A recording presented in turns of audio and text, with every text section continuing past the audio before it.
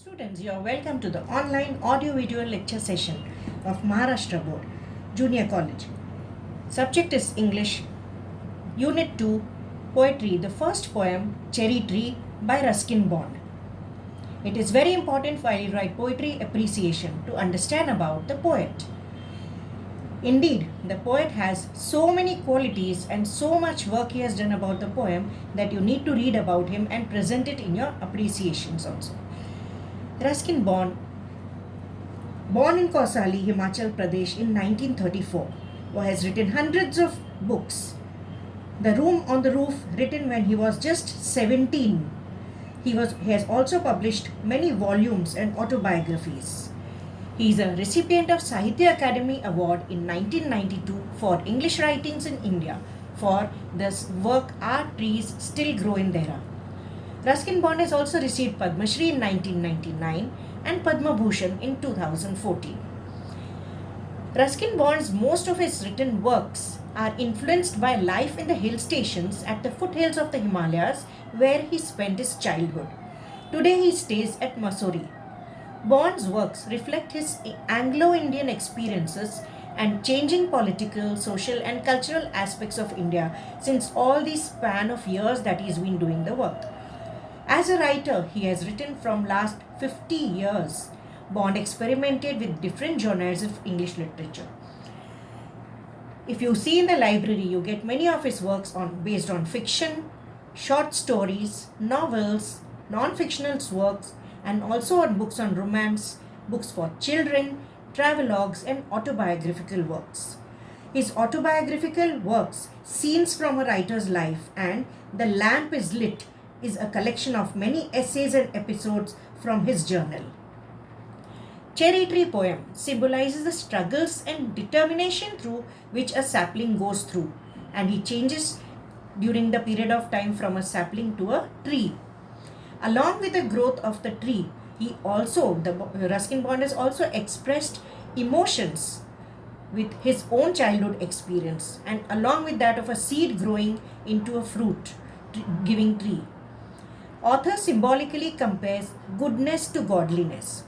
How you sow with all the patience, the fruit that you get is expressed by Bond. This is the course or the way of how the nature really works. Now I proceed to the poetic devices in literature. Children, you all are familiar. Students, you all are familiar with the poetic devices that consist of rhyming scheme, figures of speech, archaic words, you can say the symbolism, imagery, etc. That is very important when you are studying a poem. The poet through the lines has used the rhyme scheme AABB. There are no fixed stanzas, but I have divided the poem into 8-line stanzas for your convenience to understand. The poem is in the narrative form, like a story, which has a proper beginning, a middle, and an end. There are many figures of speech that adorn the poem are alliteration, antithesis, and personification. I hope your knowledge about the figure of speech is perfect. Otherwise, there are also videos which you can go through again with some examples. Alliteration is about the repeating of the sounds of the alphabet. Antithesis is about the contradictory ideas in the same line, contradictory words rather. Personification is when inanimate objects are given the quality of human beings. So this is for your basic knowledge. Imagery in this poem. Imagery is that poetic device which creates images in your mind, in the reader's mind, which gives interest to the poem. As I proceed further, I would always tell you that when you read the poem, you will understand the beautification of this poem in the forms of phrases and sentences using imagery and the figures of speech. Finally, the poem ends with the elements of joy and fulfillment of desire that the poet feels when he sees the cherry tree. Cherry tree. The byline questions are very important, students, for you to understand. Please attempt them while you are reading the poem. Yes, meanings are very important so that you can get the interpretive knowledge about the poem. This video consists of 2 verses. Other verses are in the video number 2. First, I quote the lines of the first verse. 8 years have passed since I placed my cherry seed in the grass. Must have a tree of my own, I said, and watered it once and went to bed and forgot. But cherries have a way of growing, though no one's caring very much or knowing.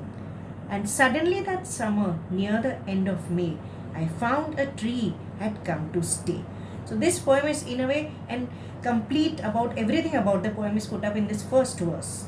Now we read the explanation of this verse.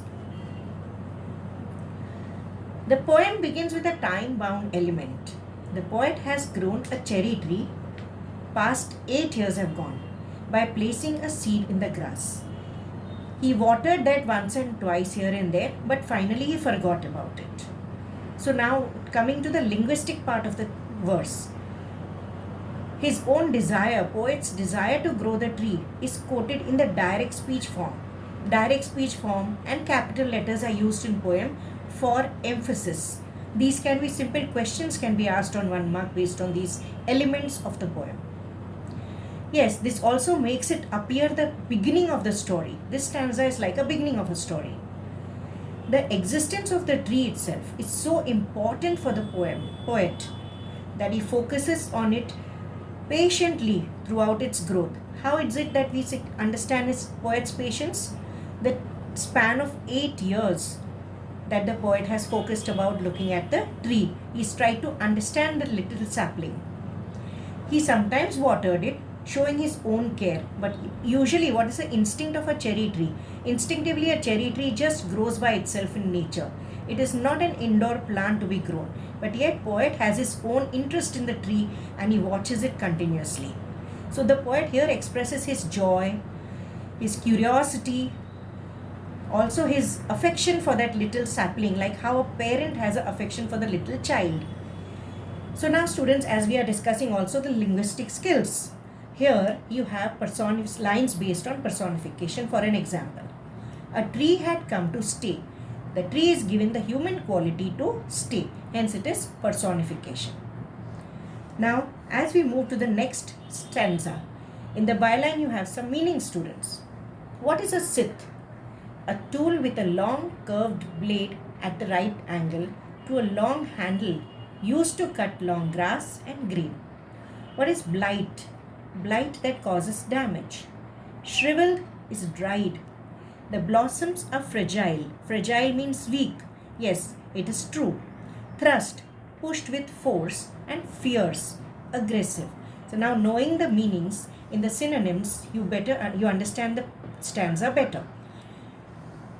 It was very small, 5 months' child, lost in the tall grass, running wild. Goats ate the leaves, the grass cutter scythe split it apart, and a monsoon blight shriveled the slender stem. Even so, even after all this, so also, next spring season I watched 3 new shoots grow. The young tree struggle, upward thrust, in arms in a fresh, fierce lust. The last line again, it's in the personification form. Its arms, the arms of the tree, spread upwards in a fresh and a fierce, in an aggressive happiness, lust, in a willingness to grow. So now students, we deal with the explanation of this verse. In this stanza, now we are discussing the explanation in 2 ways. One is about the words that is given here and about the linguistic aspects of the poem. In this stanza, the poet expresses the difficulties that the sapling faces as a human being faces in his life. Earlier it was a small child, just a 5 months child. It was so small that it was all hid in the wild grass. In the huge grass it could not be seen.